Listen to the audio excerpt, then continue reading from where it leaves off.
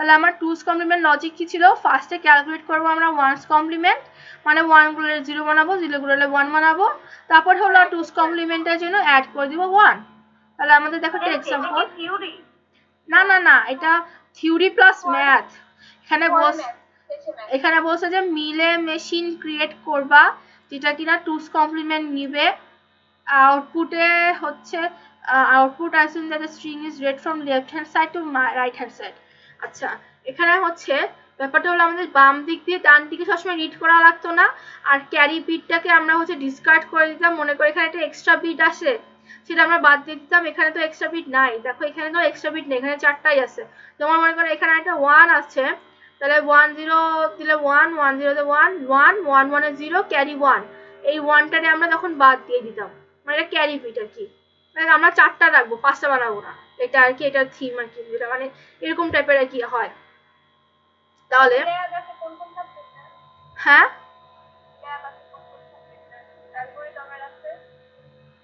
তাহলে তোমার বলছে কি কি বানাতে হবে, টুস কমপ্লিমেন্টের জন্য মিলে মেশিন বানাতে হবে। তাহলে মিলে মেশিনের জিনিস কি ছিল, মিলে মেশিনের জিনিস হচ্ছে আমাদের কি থাকবে, শুধুমাত্র স্টেট থাকবে আর ইনপুট দেওয়া থাকবে আর আউটপুট বলে দেওয়া থাকবে, তাই না? তাহলে দেখো আমাদের এইখানটাতে আমরা একটা ইনিশিয়াল স্টেট নিলাম a, হ্যাঁ। এখন দেখো if there are n number of zeros at initial state it will remain as initial state। দেখো তার মানে হলো আমার এখানে দেখো একটা প্লাস করছি, দেখো ফার্স্টের দিক দিয়ে যদি আমি এখানে ক্যালকুলেশন করি যে এরকম একটা ভ্যালু থাকে 0 0 0 0, হ্যাঁ এরকম যদি কিছু থাকে, এরকম অসংখ্য সংখ্যক 0 দিলাম, 0 দিলে সব 0ই হবে। যখনই আমরা মানে এখানে ব্যাপারটা হচ্ছে এরকম ছিল যে whenever first input is 1 it is found then it gives output 1 and goes to state b। মানে যখনই আমরা 1 পাবো তখনই আমরা 1 আউটপুট দিয়ে স্টেট b তে যাব। এটা বুঝাই দিচ্ছি আমি, একটু ওয়েট করো। আর in state b if input is 0 output will be 1 and if the input is 1 output is 0। এটা দেখো এটা আমরা বুঝবো কি করে, এখানে দেখো আমরা প্রথমে আমি একটা एग्जांपल দেখাই, আরেকটা एग्जांपल এই যে এখানে एग्जांपलটা দেখাই 1 0 1 0। এখানে আমার প্রথমে কি করতে হয়, ওয়ানস কমপ্লিমেন্ট, তাহলে 1 0 1 0 এরকম হতো না। তারপর এটার সাথে আমি যদি 1 যোগ করে দেই, এটার সাথে যোগ করে দিলাম, এটা 1 যোগ করে দিলে 1 1 0 ক্যারি 1 1 1 0 1 এ 1 ক্যারি 0 1 এ 1, তারপর হচ্ছে এই 1, তারপর হচ্ছে এই 0।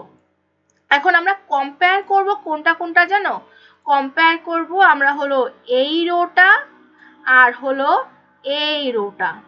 ওকে দেখো ফার্স্টে আমার 0 আছে, আউটপুটে আমাদের 0, আমাদের এখানে 1 আছে, আউটপুটে আমাদের 1, আমাদের ইনপুটে 0 আউটপুটে 1, এখানে আমাদের ইনপুটে 1 আউটপুটে 0। কিছু বুঝলা এখানেতে?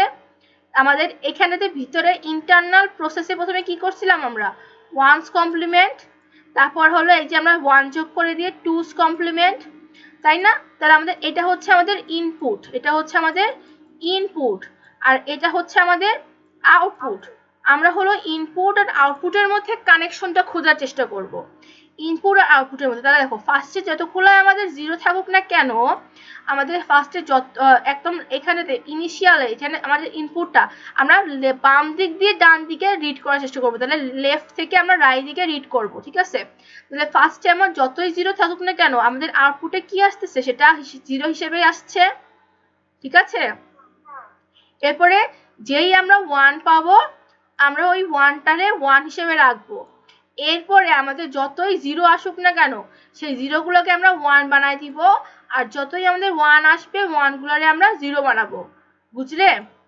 মানে প্রথমটার ক্ষেত্রে হচ্ছে যেটা থাকবে আউটপুট সেটাই আসবে, আর তারপরের গুলোর ক্ষেত্রে হচ্ছে উল্টায় যাবে, 1 আসবে 1 থেকে 0 আসবে, তাই বাম দিক দিয়ে ডান দিকে, রাইটের দিকে যাবে। হ্যাঁ তাহলে মনে করো একটা एग्जांपल দেই 0 0 0 1 0 1।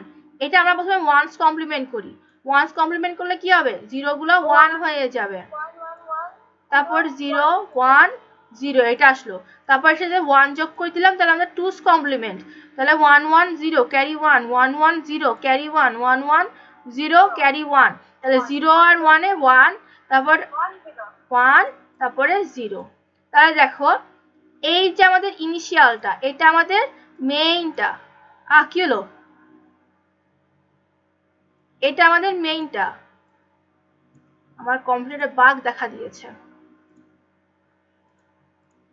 এটা হচ্ছে আমাদের মেইনটা। হ্যাঁ, তোমরা আছো তো নাকি? আচ্ছা, আর এটা হচ্ছে আমাদের রেজাল্টটা। তাহলে আমাদের এই 0 জন্য এই যে 0, এই 0 জন্য এই যে 0, এই 0 জন্য এই 0, যেই আমরা 1 পাইছি এই 1টাকে আমরা 1 হিসেবেই রাখলাম। এরপরে আমাদের এই 0টারে 1 হয়ে গেল, 1টারে 0 হয়ে গেল। তার মানে আমাদের 0 গুলোই সেম থাকছে। মেইন কথা হচ্ছে যতক্ষণ মানে 0 থেকে শুরু হলো, যতক্ষণ পর্যন্ত 1 আমরা ক্রস না করব ততক্ষণ পর্যন্ত হচ্ছে একই থাকবে। হ্যাঁ, যেই আমরা 1 পেলাম 1 প্রিন্ট করব, এই 1 এর পরে আমাদের যত 0 আর 1 থাকুক সেগুলো সব উল্টে যাবে, পাল্টে যাবে। হ্যাঁ, তাহলে আচ্ছা জেন্সি, এটা যদি এরকম হইতো, দাঁড়ান তো একটু বলি। বলো। মনে করো এটা যদি হইতো 0 1, আচ্ছা লেখি। হ্যাঁ, 0 1, না প্রথমে 0 না, প্রথমে 1 হবে ধরো। আচ্ছা, প্রথমে 1 1 1 0 1 1। হ্যাঁ, আচ্ছা তাহলে আমরা করি ওয়ান্স কমপ্লিট। প্রথমে ওয়ান্স কমপ্লিমেন্ট করলে তাহলে উল্টা গেল 0 0 1 0 1 0 0। এবার এর সাথে 1 যোগ করলাম, এইটুকু 0 1 এ 1, তারপরে 0 1 0 0। তাহলে কি হলো? ঠিকই আছে, বেশি ওই একের পরে দেখো সবগুলা পাল্টে গেছে। হ্যাঁ, এই যে 1 মানে 0টা ডাজন্ট ম্যাটার, ম্যাটার হচ্ছে 1, তাই তো? এই যে 1, হ্যাঁ এই 1টা 1 পড়ে গেল, আর এই যে 1 ছিল 0 হয়ে গেছে, 0 ছিল 1 হয়ে গেছে, 1 ছিল 0 1 ছিল 0। এইবার বুঝছি বিষয়টা, মানে এই আগে যতই 0 থাকুক না, কাহিনী হচ্ছে 1। হ্যাঁ, এখানে যত 0 হবে সেইগুলো বসে থাকবে। হ্যাঁ, একটা এক পাইলে তার পরের মানগুলো সব পাল্টে যাবে। হ্যাঁ, ওই একটা এক পেলে ওই একই প্রিন্ট হবে, তারপরে এগুলো সব আগের এই পাশে গুলো সব পাল্টে যাবে। আচ্ছা, এবার ক্লিয়ার হইছে এটা? হ্যাঁ হ্যাঁ। আচ্ছা, তাহলে এবার আমরা ইমেজে যাই, ফিগার ডায়াগ্রাম। তাহলে আমরা প্রথমে কি করলাম, start from right to left করব, তাই না? Right to left. আমি দেখছো এতক্ষণ ধরে ভুল বলছি, এটা লেফট লিখতেছি, এটা তো রাইট হবে, এটা তো লেফট। রাইট মানে কি ডান, ডান থেকে বামে যাচ্ছি, এই যে ডান থেকে বামে যাচ্ছি। এখানে আমি লিখছি হ্যাঁ, এই ডান থেকে আমরা বামে যাব, রাইট থেকে লেফট। তাহলে আমরা রাইট থেকে লেফট রিড করব। আমরা যতগুলো 0 পাবো সব ইগনোর করছি, এই যে বিথি দেখছো, ইগনোর করছি যতগুলো 0 পাবো। যেই আমরা একটা 1 পাবো তখনই হচ্ছে when 1 comes ignore it and take 1's complement for every digit।